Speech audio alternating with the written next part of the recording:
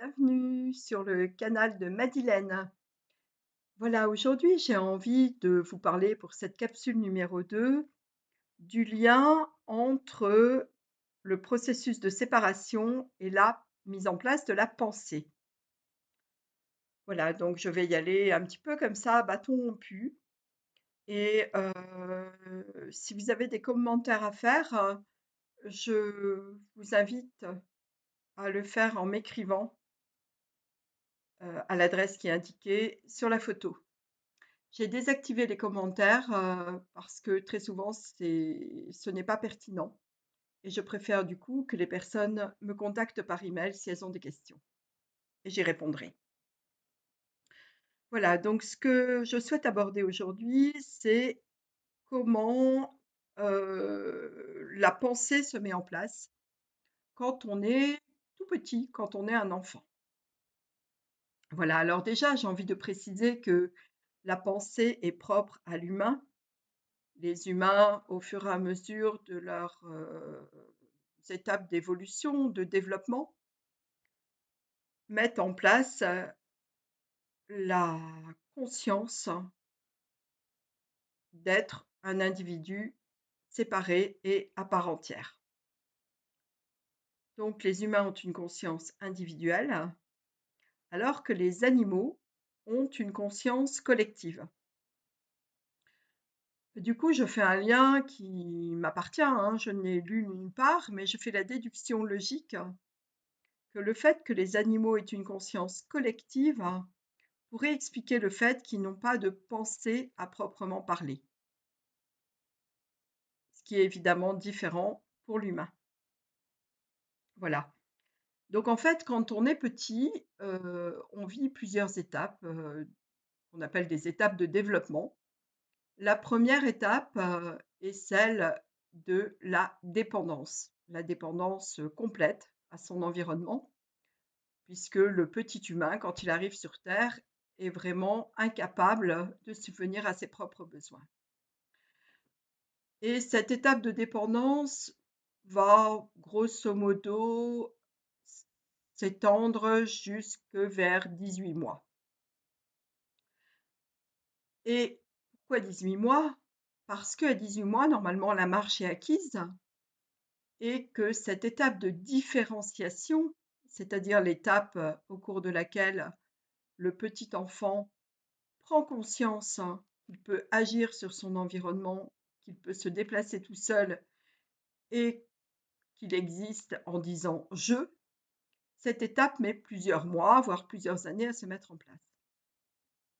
Elle démarre à peu près vers 6 mois. Le tout début du processus démarre vers l'âge de 6 mois parce que 6 mois, c'est en gros la période à laquelle l'enfant, de façon consciente, arrive à voir l'action qu'il a sur un objet, c'est-à-dire un hocher, c'est-à-dire qu'il peut commencer à se déplacer en rampant et à ce moment-là, voir qu'il a un impact, une influence sur son environnement.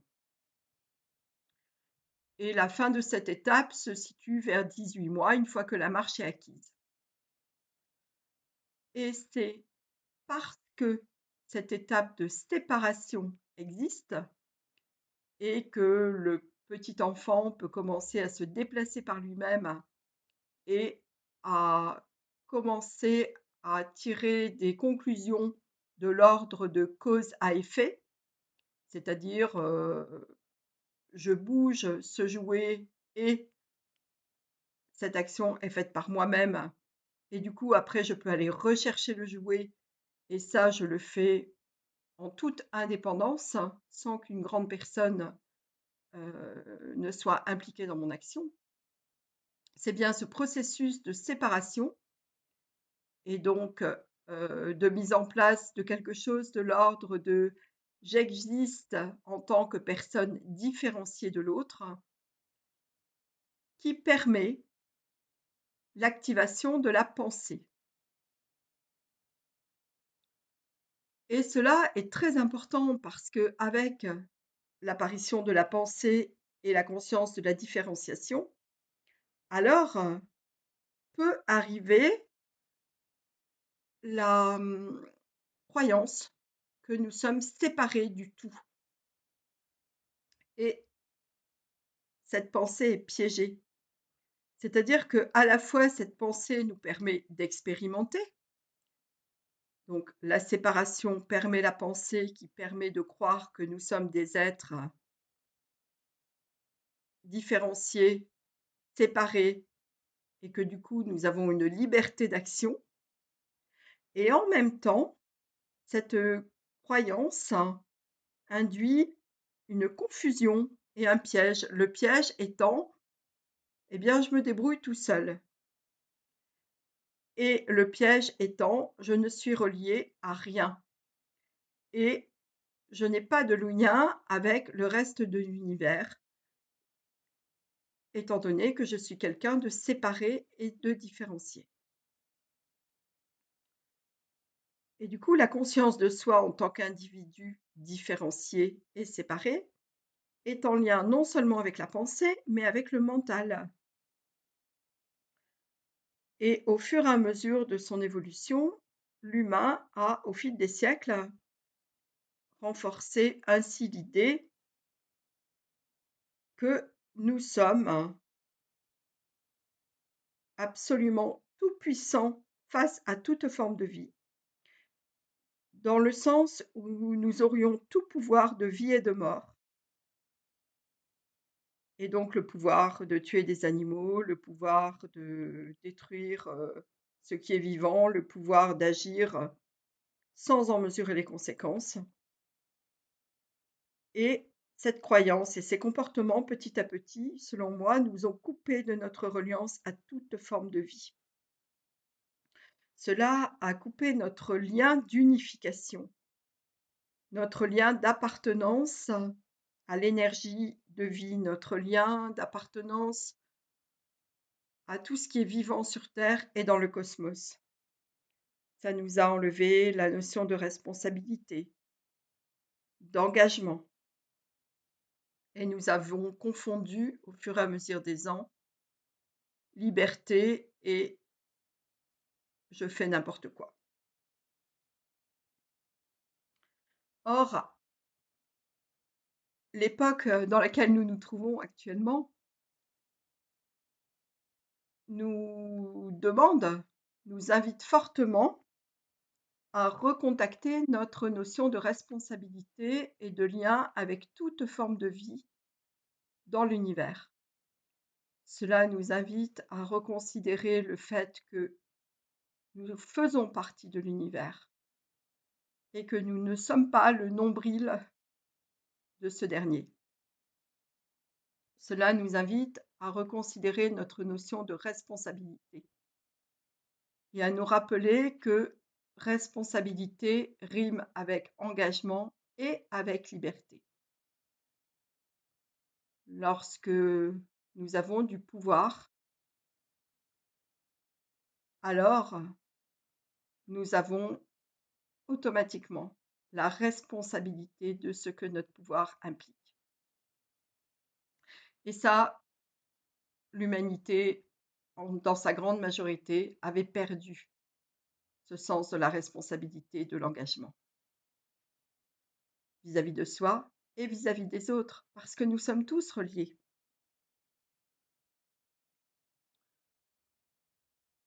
Et si cette crise dite sanitaire nous a bien appris quelque chose,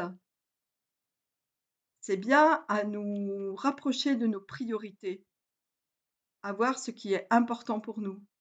C'est-à-dire qu'en étant muselés comme nous l'avons été depuis 2 ans, alors muselés de toutes les façons, muselés parce que notre parole n'était pas la bienvenue quand elle ne rentrait pas dans les diktats de ce qui était attendu que nous pensions, ou alors parce que nous étions enfermés derrière des sortes de muselières, hein. Eh bien, tout cela nous a montré combien le contact avec les autres était important, combien la parole est importante, combien le fait de pouvoir circuler est important.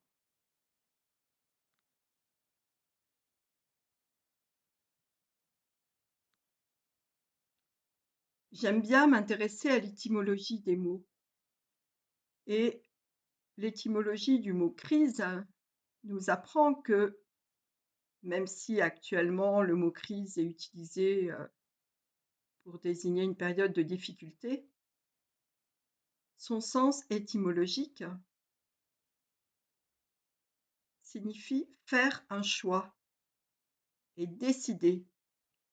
C'est-à-dire que le mot crise désigne une situation arrivée à un paroxysme qui nécessite absolument une remise en cause et une redécision de choix. Et c'est exactement ce que nous sommes en train de vivre actuellement depuis 2 ans. Et il nous est vraiment demandé, nous sommes vraiment incités à redécider pour notre avenir, à décider de comment est-ce que nous souhaitons, suite à cette crise, reconstruire le monde. Dans quel monde voulons-nous vivre? Quelle est la part de notre parole? Quelle est la part du lien social? Quelles priorités mettons-nous en avant? Est-ce que c'est toujours l'argent et chacun pour soi? Ou est-ce qu'au contraire, quand on prend une décision, on la prend certes en accord avec soi-même et d'abord en accord avec soi-même et en accord avec le collectif, c'est-à-dire qu'elle doit nous servir et également servir le collectif. Et pour arriver à fonctionner de cette manière-là, eh bien, cela suppose que nous soyons clairs avec nous-mêmes. Cela suppose que nous sachions ce que nous aimons, ce que nous n'aimons pas, que nous sachions demander pour nos besoins, que nous sachions dire non, que nous sachions accepter, recevoir, que nous sachions aussi reconnaître l'autre et le remercier. Et tout cela n'est pas si évident que ça à mettre en place, parce que dans notre éducation, dans notre société, depuis des centaines et des centaines d'années, on nous a appris à imiter, on nous a appris à museler nos émotions, à ne pas les exprimer, à ne pas les ressentir et à nous adapter, voire nous suradapter. Et donc à rester dans la dépendance à l'autre. Or, si je reste attaché et dépendant, je ne peux pas être moi, je ne peux pas être au contact de mon enfant intérieur spontané, qui sait ce dont il a besoin, qui sait ce qu'il aime. Et je n'arrive pas non plus à me séparer de ce qui me convient pas, ce qui ne me convient plus, ce qui ne me convient pas. Et je n'arrive pas non plus à me séparer des personnes dont je suis dépendante, à savoir mes parents par exemple. Ou alors si je m'en sépare, eh bien c'est pour trouver un système, alors que ce soit une compagne, un compagnon, un travail, où je trouverai de nouveau une place dans une posture de dépendance. Et donc, pour se retrouver soi-même, pour se faire confiance, pour pouvoir prendre sa vraie place et se sentir à la fois libre, responsable et en accord avec soi, eh bien, cela nécessite que nous puissions regarder nos souffrances en face et que nous prenions la responsabilité et la décision de les traiter. C'est-à-dire qu'à un moment, quand on devient adulte, il devient de notre responsabilité de nous occuper, de nettoyer devant notre pas de porte et de traiter les valises que nous nous trimballons pour ne pas les faire porter à l'autre. Et tant que notre enfant intérieur, adapté, souffrant, soumis, continue à souffrir, eh bien, il va ruer dans les brancards pour attirer l'attention et plus symboliquement et plus concrètement, en grandissant, cette part d'enfant souffrant à l'intérieur de nous va créer des situations mettant en évidence notre non-capacité à les résoudre. Et c'est souvent à ce moment-là que, non consciemment, eh bien, on se met en dépendance de l'autre, qui lui est ravi de venir nous sauver puisqu'il rencontre les mêmes problèmes et qu'il ne peut prendre sa place que dans la mesure où on reconnaît qu'il est capable de nous venir en aide, par exemple. Mais tout cela ne sert pas qui nous sommes. C'est-à-dire que quand nous faisons cela, eh bien, nous restons dans une posture de dépendance à l'autre. Alors, comment faire pour regarder en face ces souffrances? Eh bien, déjà, ce qu'il est important de savoir, c'est que l'expression, le mode d'expression de nos besoins se fait par le biais de nos émotions. Et nos émotions, il n'y en a pas énormément. Il y en a 3 de base, 3 émotions qui ne sont pas agréables, qui sont la peur, la colère et la tristesse. Et lorsque ces 3 émotions sont reconnues et que nous faisons le nécessaire pour répondre aux besoins qui s'y rattachent, alors tout devient fluide et la joie peut arriver. C'est-à-dire que nous naissons avec la peur, justement la peur de la séparation. Et cette peur-là, eh bien, elle demande à être rassurée, à être entendue et à ce que nous soyons rassurés. La colère exprime le besoin d'être entendu dans notre demande. Et très souvent, nous souffrons de non-reconnaissance. Et puis la tristesse, eh bien la tristesse, c'est ce qui signe la séparation. Donc dire au revoir, que ce soit à une personne, que ce soit à une situation, que ce soit à un lieu, c'est en fait se rendre compte que nous ne pouvons pas obtenir ce que nous souhaitons. Et le fait d'accueillir nos émotions et les besoins qui s'y rattachent de façon authentique, à ce moment-là, apporte de la détente, du relâchement, une paix intérieure et de la joie. Et le propre de la joie est que nous ne pouvons pas la garder pour nous. Nous avons besoin de la partager et elle est souvent contagieuse.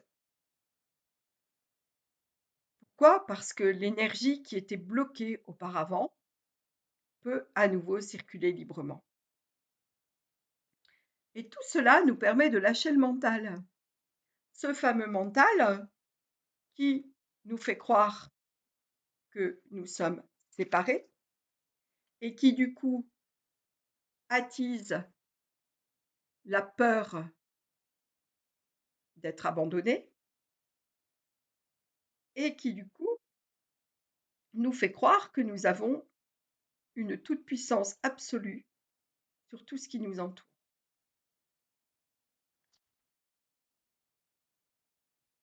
Donc le mental, quand il est apaisé, quand nos émotions circulent librement, quand nous pouvons avoir accès à la satisfaction de nos besoins, alors le mental s'apaise et nous pouvons de nouveau être en lien avec nous-mêmes sans nous échapper dans une pseudo toute-puissance qui nous conduit droit dans le mur.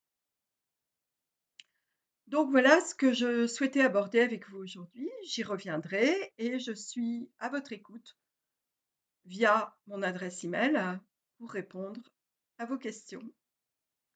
Voilà, belle continuation et à bientôt. Au revoir.